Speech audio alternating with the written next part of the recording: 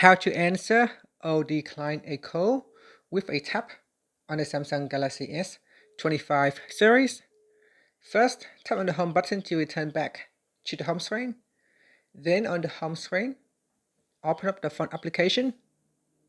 From here, tap on the menu button, then tap on Settings.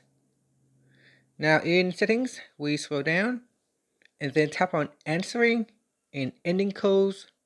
From here, tap on Gesture to answer calls. Now, instead of using swipe, select tap.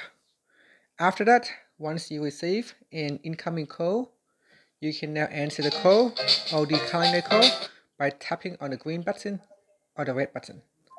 And that's it. Thank you for watching this video. Please like and subscribe to my channel for my videos.